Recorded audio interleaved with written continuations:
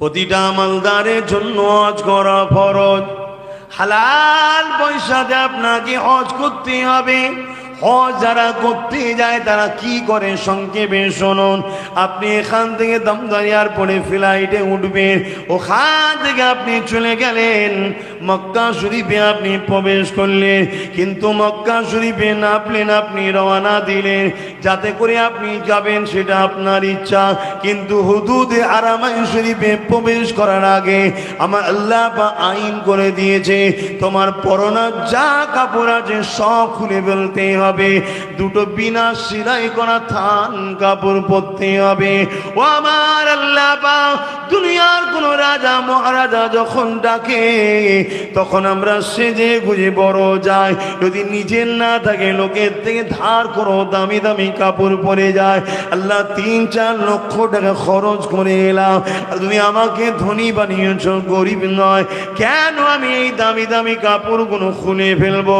আমার আল্লাহ পাক জানিয়ে দিয়েছে এটা আমার আইন, এটা আমার বিধান। কেন? আল্লাহ পাক যখন আমার কাবাকে ইব্রাহিম তওয়াফ করতে ছিল, ইব্রাহিমের গায়ে দুটো চাদর ছিল, সেলাই করা ছিল না, ওই দুটো থান কাপড় পরে ইব্রাহিম তওয়াফ করেছে।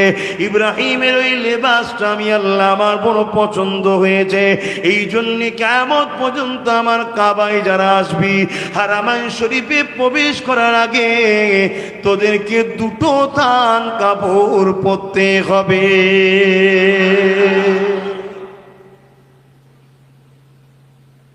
দেখুন একটা নবীদের স্মৃতি আল্লাহ আমাদেরকে দিয়ে বানাচ্ছে। হযরত ইব্রাহিম সাল্লামের স্মৃতি আল্লাহ বানাচ্ছে আমাদের দিয়ে, এটা হুকুম হয়ে গেছে একটা। এরপরে আমরা কি করব? এখন একটা কথা, হুদুদে হারামাইন শরীফ কোন এলাকাটা আপনারা জানেন কি গো? জানেন? হ্যাঁ কি না বলে?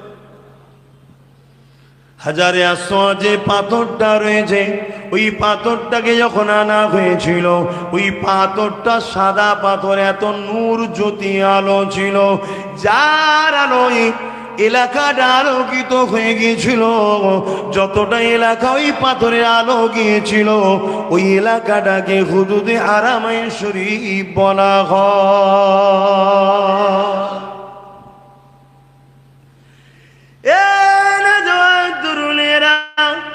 এবারে কি করবো? আল্লাহ পাক যাও আমার কাবা দিয়ে ঘরের দিকে এগিয়ে যাও, যখনই প্রথম আমার ঘরের দিকে তোমার নজরটা পড়ে যাবে, ওই সময় তুমি যা দোয়া চাইবে, যে দোয়াটা চাইবে প্রথম নজরেতে আমি আল্লাহ পাক তোমার এই দোয়াটা কবুল করে নেব। এটা কাবা শরীফের সম্মানের খাতিরে আল্লাহ পাক প্রথম নজরে দোয়াটাকে কবুল করে নেয়। আল্লাহ পাক এবারে আমি কি করব? যা তুমি মাথা বেনাবো, নেবে গিয়ে এমন করে এখন গ্রিন লাইটের সিস্টেম হয়ে গেছে, ঠিক হাজারে আসওয়াদের কয়েক কদম আগে তুমি দাঁড়িয়ে যাও, হাজারে আসওয়াদটা তোমার বাদিকে পড়বে, এইভাবে তুমি দাঁড়িয়ে যাও। দাঁড়িয়ে যাবার পরে তুমি হজের নিয়তটা করে নাও, নিয়তটা করার পরে হাজারে আসওয়াদে চুমা দাও। যদি ঠোঁট দিয়ে চুমা দিবা সৌভাগ্য হয় ঠোঁট লাগাও, যদি না হয় হাত দিবার সুযোগ হয় হাত দাও, তাও যদি না পারো দূর থেকে ইশারা করে চুমা দিয়ে দাও। কিন্তু ঠেলা ঠেলি করো না, কেন ঠেলা ঠেলি করলে মানুষ কষ্ট পাবে, হক কন্যাসের গুনাহ হয়ে যাবে। আমাদের ঠেলা ঠেলি তো দেখলে অবাক হয়ে যাবেন, কত বিশাল ঠেলা ঠেলি, কোনো হুঁশ থাকে না। কিন্তু খবরদার এটা নিষেধ আছে, কিন্তু কে মানে আর বলেন না। এ কথা বলবো না, সবরেসানির বিষয়ে একটু বলবো, একটু দোয়া লাস্টে করে দেবো খনি সবরেসানির বিয়ে। এই বিষয়টা একটু আলোচনা করি। যদি ছেলেগুলো শখ যায় দেখার, আর শুধু শখ করলে হয় না, আল্লাহ যদি চায় তবে হ্যাঁ, বান্দা যেটা চায় আল্লাহ কবুল করে নেয়। জোরে বলুন সুবহানাল্লাহ।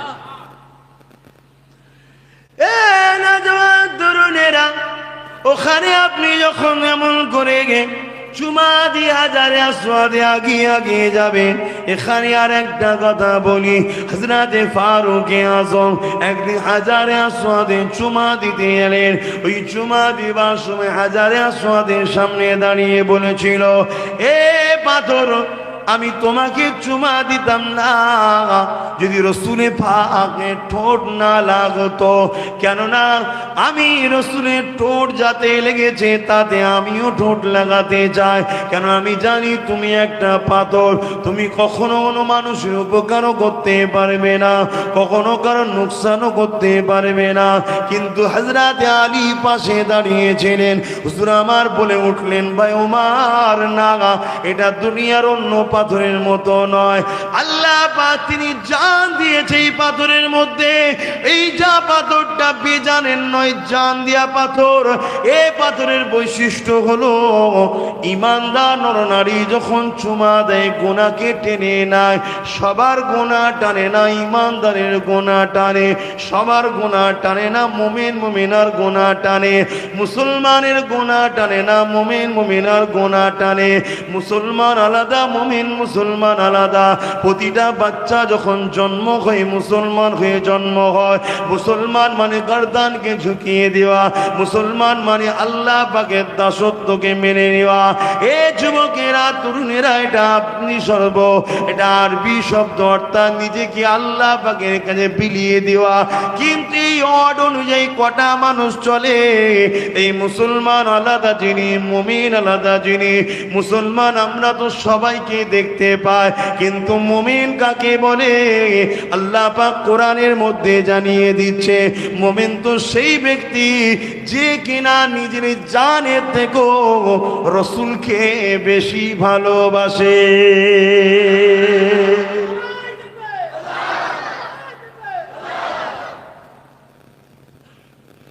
কি গো, তাই তো নাকি? হ্যাঁ, কোরআন বলছি, গল্প করছি না। বলা যাবে তো নাকি? না আপনারাও ওদের মতো মসজিদে আজান চলবে না, কুরবানি চলবে না, ফেলে দিয়া ভাগাড়ের গুণকে নিয়ে আসতে হবে, এইসব দিকে নাকি আপনারা? কপাল ফাটবে আবার কি। কোরআনের কথা বলা যাবে তো? হ্যাঁ। মুমিন কাকে বলা হয়? জানের থেকেও যে রসুলকে বেশি ভালোবাসে তাকে মুমিন বলা হয়। আর জানের থেকে রসুলকে ভালোবাসবে আর রসুলের শানে যারা গুস্তাগিমূলক কথা বলবে তাদের পক্ষে দাঁড়াবে, এ কি রসুলকে ভালোবাসা হলো? কি গো, ভালোবাসা হলো? এই রিসেন্ট একটা বিষয় হলে বিশাল আন্দোলন হচ্ছিল না বাংলায়, এখন আন্দোলন হচ্ছে। আর হ্যাঁ, আর যারা বলেছে তাদের শাস্তি টাস্তি হয়েছে? ইচ্ছা কিচ্ছু হবে না। মানে কেমন জিনিস জানেন?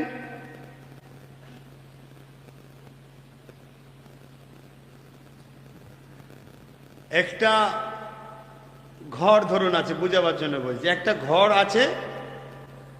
এখন ওই ঘরটাকে কিছু মানুষ ভাঙতে চাইছে। আমরা সবাই মিলে আন্দোলনে নেমে গেলাম, ঘরটা ভাঙতে দেবো না, ভাঙতে দেবো না, ভাঙতে দেবো না। আবার পরবর্তী সময় যারাই ভাঙছে তাদেরকেই আবার আমরা সাপোর্ট করে ক্ষমতায় বসিয়ে দিলাম যাতে ভাঙার পাওয়ারটা পায়। কথা কিছু বুঝতে পারছেন? মানে আমরা যে কি জিনিস, আমাদেরকে কেউ না চিনুক, আল্লাহ তো চেনে। বাস বিচারটা কে করবে? হ্যাঁ, আল্লাহ করবে। হচ্ছে তো বিচার, হচ্ছে, হারে হারে বিচার হচ্ছে, দাঁড়ান আরো হবে আগে। আহা, রসুলের পাক সাল্লাল্লাহু আলাইহি ওয়াসাল্লামের শানে গুস্তাকি করলো, আন্দোলন বিশাল হলো। আন্দোলনটা এখন দেখা যাচ্ছে সব ঠান্ডার দিকে, এই তো নাকি? আবার আন্দোলন কিছু আবার এমন হলো যে আন্দোলনকারীরা বা আন্দোলনে যারা শরীক হলো উভয়ও নবীর বিরোধী কাজ করে ফেললো, এরকম আন্দোলন হয়েছে। আবার কিছু আন্দোলন হলো, ধরুন বিরোধী রাসূলুল্লাহ দুই দলের লোক করেছে, এক দলকে শুধু গাল দেওয়া হলো, আর এক দলের লোকেদেরকে বাঁচাবার চেষ্টাও হলো, এরকম আন্দোলন হলো। সবটাই দুনিয়ায় হচ্ছে বাপ। এর মধ্যে থেকে তোমাকে বেছে নিতে হবে। কি বাঁচবেন? ইহদিনাস সিরাতাল মুস্তাকিম, মুস্তাকিমের রাস্তা। কোন রাস্তা? সিরাতাল্লাযীনা আনআমতা আলাইহিম, যাদের উপরে আল্লাহ ইনাম দিয়েছে তাদের রাস্তা।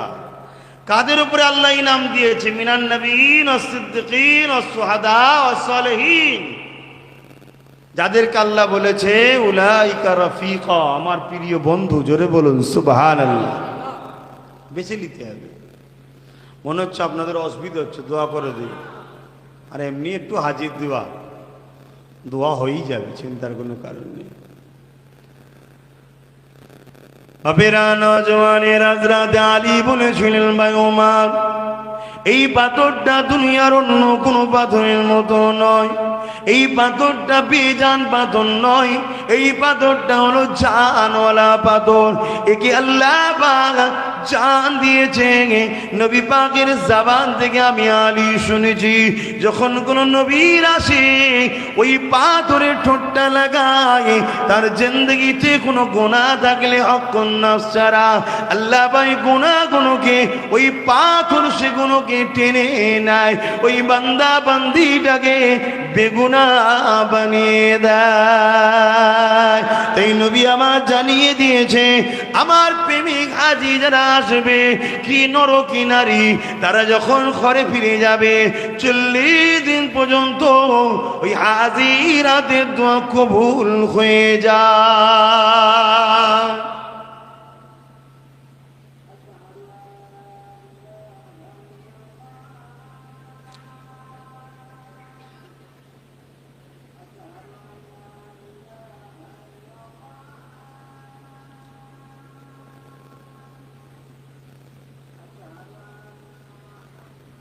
সাল্লাল্লাহু আলাইহি ওয়াসাল্লাম।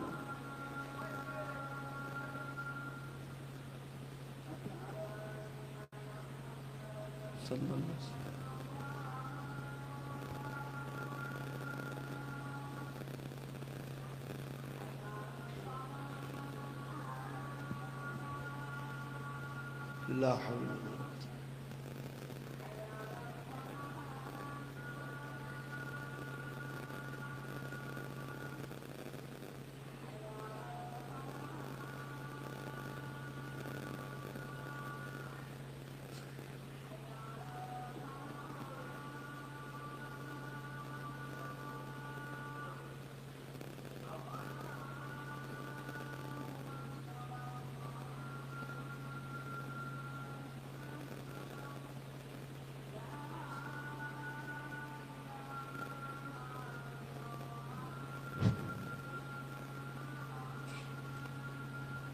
اللهم رب حجتك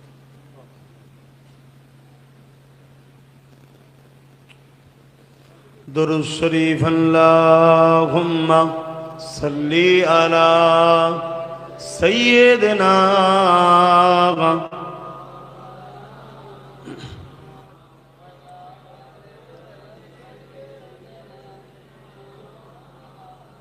আমার আব্বারা ভাইরা, খাস সবরে সানি দুয়ার মাহফিল, সময় আর বেশিক্ষণ নাই, আজানও হয়ে গেছে। আমি যে কথা বলছিলাম, হযরতে আলী রাদিয়াল্লাহু তাআলা আন বলছেন, অবশ্যই পাথরটা জানওয়ালা পাথর। একে আল্লাহ পাক একটা বৈশিষ্ট্য দিয়েছে, ক্ষমতা দিয়েছে, যখন আশিকে রসুলরা মুমিন মুমিনারা চুমা দেয় তখন তাদের গুনাহগুলো মাফ টেনে নেয়। আল্লাহ পাক বেগুনা করে দেয় হাজিদেরকে, এবং 40 দিন পর্যন্ত হাজিদের হাতের দোয়া আল্লাহ কবুল করেন। জোরে বলুন সুবহানাল্লাহ। এবং মায়ের পেট থেকে সন্তান হলে যেভাবে কোনো গুনাহ থাকে না, ওই রকম বেগুনা হয়ে তারা ঘরে আসে। জোরে বলুন সুবহানাল্লাহ। কিন্তু ইনারা কারা? শুধু হাজি বললে হবে না, এনারা কারা? যারা মুমিন বা মুমিনা। কথা বুঝে আসছে? রাসূলের আশিক যারা, আর নবীর আশিকরা সব কিছু ত্যাগ করতে পারে। রসুল পাক সাল্লাল্লাহু আলাইহি সাল্লামের গুস্তাখি যারা করে তাদের সঙ্গে কখনো বন্ধুত্ব করতে পারে না। ঠিক না বেটি? অপেরা নজওয়ান তরুণেরা, আল্লাহ বা কত দয়ালু দেখুন, বান্দা বান্দিদের জন্য কত রকম সুযোগ করে দিয়েছে। বান্দা বান্দি চলতে গিয়ে অনেক ভুল করে ফেলবি, ওরে আমার বান্দা বান্দিরেতে আমি আল্লাহ তোদেরকে বিভিন্ন সুযোগ সুবিধা করে রেখে দিলাম, বিভিন্ন বাহানে আমি আল্লাহ তোদেরকে মাফ করে দেব। যেমন এই জিলহজ মাসের 9 তারিখ আরাফাতের ময়দান রয়েছে, ওই দিনে আল্লাহ বা তিনি ঘোষণা দিয়ে দেয়, বান্দা বান্দিরে যত গুনাহ করিস কিনা আজকে দিনে আমি আল্লাহ পাক তোদের গুনাহকে মাফ করে দেব। হাদিস পাকের মধ্যে রয়েছে আরাফাতের দিনে এত দোয়া আল্লাহ কবুল করে, দুনিয়ার জমিনে দ্বিতীয় কোনো দিন ওইভাবে আল্লাহ দোয়া কবুল করে না। এ যুবকেরা, তরুণেরা, বাবেরা, এই যা কিছু আল্লাহ পাক আমাদেরকে দিয়েছে, আমাদেরকে বড় ভালোবেসে দিয়েছে, মিশনে আমাদেরকে পাঠিয়েছে আল্লাহ পাকের দাসত্ব করার জন্য। এই দাসত্ব ছেড়ে দিয়ে আমরা আবার বেলাইনে চলে গেছি, অন্যায় হয়ে গেছে, ভুল হয়ে গেছে। আল্লাহ পাক জানিয়ে দিল, নিরাশ হয়ে যাস না, আয় ফিরে আয় আমার কাছে, আমার কাবায় আয়, আমার নবীর হাবিবের দরবারে আয়, আমার আরাফাত মুজদালিফায় আয়।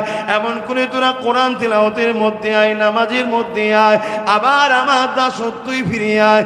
আমি আল্লাহ বিভিন্ন দিন বিভিন্ন মাধ্যমে আমি আল্লাহ তোদের জীবনের গুনাহকে মাফ করে দিয়ে প্রকৃত মিশন কামিয়াবি হয়েছিস বলে আমি আল্লাহ তোদেরকে উঠিয়ে নেব। তিনি তো কারো মুখাপেক্ষী নয়। আব্বাস সিদ্দিকের জীবনে অনেক গুনাহ আছে, তিনি কারো মুখাপেক্ষী নয়।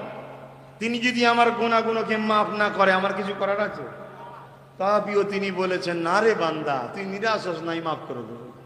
দুনিয়ার রাজা মহারাজারা আসামি খোঁজে শাস্তি দেবে বলে, আর আমি প্রতিদিন তাহাজ্জুদের রক্তে তোদেরকে ডাকি যে আয় আমার কাছে মাথাটা একবার নত করে দে, আমি তোদেরকে মাফ করে দেবো। জোরে বলুন সুবহানাল্লাহ।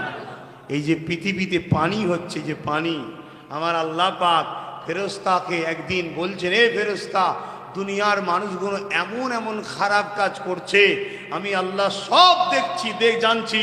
আমি চাইলে আসমানকে যেমন লোহার ছিট হয়, অথবা এরকম প্লেট বানিয়ে দিতে পারি, জীবনে কোনোদিন এক ফোঁটা পানিও আর হবে না।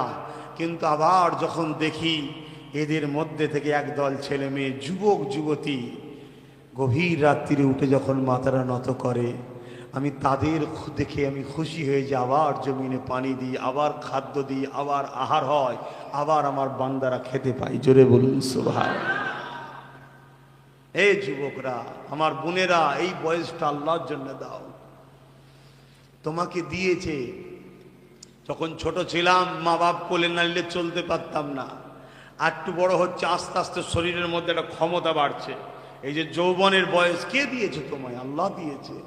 এই পাওয়ার তো আল্লাহ দিয়েছে, তাকত তো আল্লাহ দিয়েছে। সেটাকে নিয়ে আল্লাহর বিরুদ্ধে লেগো না। তুমি ডাইরেক্ট না লাগলেও যারা লাগছে তাদের পাশে দাঁড়ানো মানে তুমিও লাগলে। ধরুন একটা বাজারে একটা লোক যাচ্ছে, তার পিছনে 50 জন আছে। একজন সামনে থেকে কেউ সাইকেলে করে আসতে গিয়ে সামান্য হয়তো ঠেকিয়ে দিয়েছে, যার পিছনে 50 জন আছে তার মিজাজটা আলাদা থাকবে, ঠিক না বেটি? যদি ওর পিছনে 50 জন না থাকতো, যদি ঠেকিয়ে জোরেও দিত, বলতো ভাই একটু দেখে যেতে পারলি না। আর যদি 50 জন থাকে, কান মতোই চড় মারবো, দেখবি, দেখতে পাসনি, মিজাজ আলাদা। আজ যদি কেউ আল্লাহর বিরুদ্ধে, নবীর বিরোধী করে, ওটা তোমার আমার তার পাশে থাকার জন্য তার মিজাজ গরম হচ্ছে, তাই বলছে। কিন্তু আসামি যেমন ও বলে হচ্ছে, তুমি তার সাথ দিয়েও হচ্ছ। কথা মাথায় ঢুকছে না? ঢোকে নে কেন? খুব শিগগিরই নকল খোদাও বাহির হচ্ছে, জানেন না? এক চোখ কানা দাজ্জাল, কথা বুঝে আসছে? তোমরা হয়তো ভাববে না আমরা অন্য কিছু বলি, ওসব পাগলদের কথা বাদ দেন না, সব পাগল ওগুলো, ওসব পাগলদের আমি কথা বলতেছি নি। কথা বুঝে আসছে না? নাই, আমি বলছি যে কানা দাজ্জাল আসবে, খোদা দাবি করবে, জানেন না? হ্যাঁ, মরা মানুষকে কবর থেকে জিন্দা করে দেবে, বাপের কবরের ধারে যে তুলে দেবে, বলে এই দেখ। আবার ওই বাপ বলবে, এইটা আল্লাহ মেনেলে। আল্লাহ রসুল বলছে খবরদার মেনো না। কেন? তোমার আল্লাহ পাক তিনি এক চোখে কানা নয়, নাউজুবিল্লাহ। কথা বুঝে আসছে? এটা হলো দাজ্জাল। আসছে ফিতনা। তাহলে আজ আমরা সামান্য কিছু কারিজমা দেখে বা জাদু দেখে আমরা পাগলা হয়ে যাচ্ছি, এইগুলো দেখলে তখন কি করবে? আরে মুসলমান ঘরের ছেলে মেয়েরা, তরুণেরা,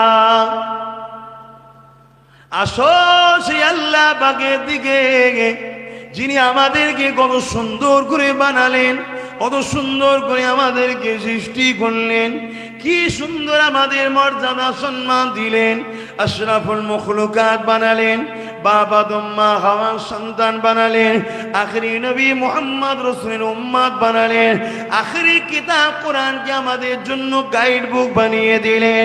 এ আমার যুবকেরা, সামান্য দুনিয়া লোভ লালসাতে সেই আল্লাহ পাকের বিরোধী যারা করে তাদের দিকে চলে যেও না, রাসূলের বিরোধী যারা করে তাদের দিকে চলে যেও না, কেননা পরিণতিটা বড় ভয়ানক হবে গো।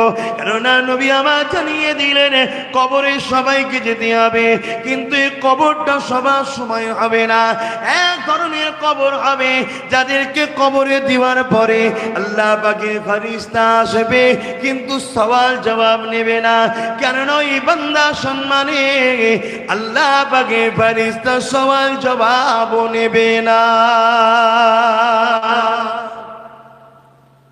এক শ্রেণীর বান্দা, তাদের সম্মানে।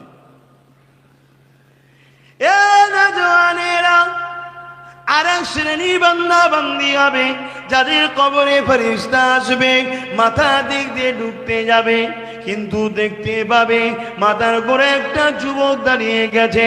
ওই ফেরেশতাকে বলতে লাগবে, এ আল্লাহ পাকের ফেরেশতা রে, এই বান্দা বান্দির কবরে দে মাথা দিক দিয়ে তোমাকে ঢুকতে দেব না, কেননা দুনিয়া জমিনে আমাকে বড় মহাব্বত করেছে, ভালোবেসেছে, পিয়ার করেছে, একে জান্নাত পৌঁছানো পর্যন্ত এর মাথার গোড়ায় এবং এর সাথে সাথে পাহারাদার হয়ে দাঁড়িয়ে থাকবো। বান্দা বান্দি অবাক হয়ে যাবে, কোনোদিন তো তাকে দেখি না দুনিয়ায়, কে তুমি, তোমাকে এত সুন্দর দেখতে। এদিকে আবার ফেরেশতা ডান দিক দিয়ে ঢুকতে লেগেছে সওয়াল করার জন্যে। ওই সময় বান্দা বান্দি দেখতে লাগবে ডান দিকে আবার সুন্দর একটা যুবক দাঁড়িয়ে গেছে। এ আল্লাহ পাকের ফেরেশতা রে, এই বান্দা বান্দির কবরেতে আপনাকে ডান দিক দিয়ে আমরা ঢুকতে দেব না, কেন দুনিয়া জমিনে আমাকে বড় মহাব্বত করেছিল, আমাকে বড় পিয়ার করেছিল, একে আমি জান্নাত পৌঁছানো পর্যন্ত এর ডান দিক থেকে আমি পাহারা দিয়ে নিয়ে যাব। আবার সেই বান্দা বান্দি অবাক হয়ে যাবে, এটা আবার কে, একে তো কখনো দুনিয়া জমিনে আমি দেখি না, কিন্তু বললো আমি নাকি তাকে ভালোবাসেছিলাম। ওই সময় আবার বাদিতে ফেরেশতা ঢুকবে, এই একই যুবক আর একটা যুবক দাঁড়িয়ে যাবে, ওইদিকে একই কথা হবে। আবার পায়ের দিক দিয়ে ঢুকতে যাবে, ওখানেও দেখা যাবে একটা যুবক দাঁড়িয়ে গেছে, একই কথা বলতে লাগবে। চারদিকে চারজন যুবক দাঁড়িয়ে যাবে, ওই বান্দা বান্দির কবরেতে ফেরেশতা ঢুকতে পারবে না, সওয়াল ও জবাবও নিতে পারবে না।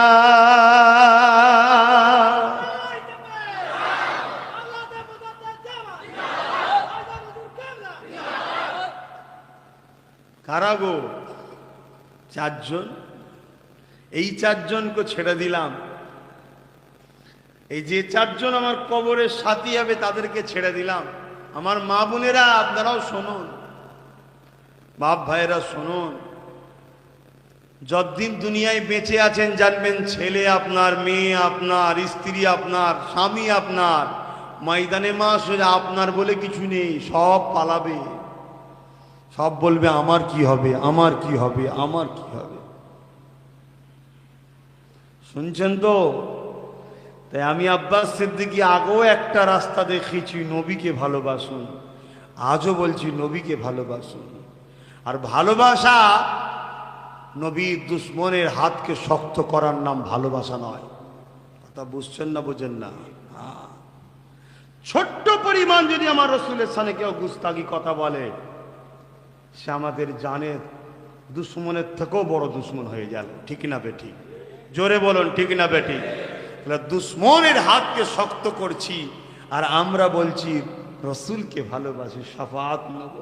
কোন একটা জায়গায় হয় বোকা হয়ে আছেন, আর না হয় চিটিংবাজি করা হচ্ছে। নিজেকে হয়তো চালাক মনে করছেন, জানি আল্লাহ কি দেখতে পাচ্ছে নাকি। এই কিয়ামতের দিন বলে দেবো, খনি বিশাল ভালোবাসতাম, সব সময় বলতাম জানতে দেবো জানতে দেবো, আপনি জানেন না। আজকে আবার জিজ্ঞেস করছেন ভালোবাসি কি না বাসি, এরকম কিছু চালাকি ধান্দা খুলেছেন নাকি? যদি কেউ ভেতরে ভেতরে থেকে থাকেন, জানবেন আপনার ঘাড়ের শিরার থেকেও কাছে আপনার আল্লাহ আপনার সাথে আছে। জোরে বলুন সুবহানাল্লাহ। আর ফেরেশতা রয়েছে দুই কাঁধের, প্রতিটা জিনিস আপডেট হচ্ছে, প্রতিটা জিনিস। আব্বাস সিদ্দিকী এখানে বসে বসে কি বলছে না বলছে, মুখে ওটা বড় কথা নয়, অন্তরে কি হচ্ছে আল্লাহ জানে না, জানে না? সব আল্লাহ জানে। তাই বলে দিই, ভাবুন ভাবুন, আমাদের মিশন একটাই হওয়া দরকার, ইসলামের হেফাজত করা।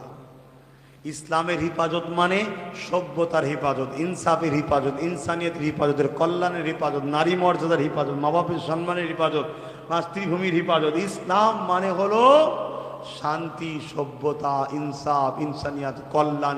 এক কথায় ইন্না দীনা ইনদাল্লাহিল ইসলাম।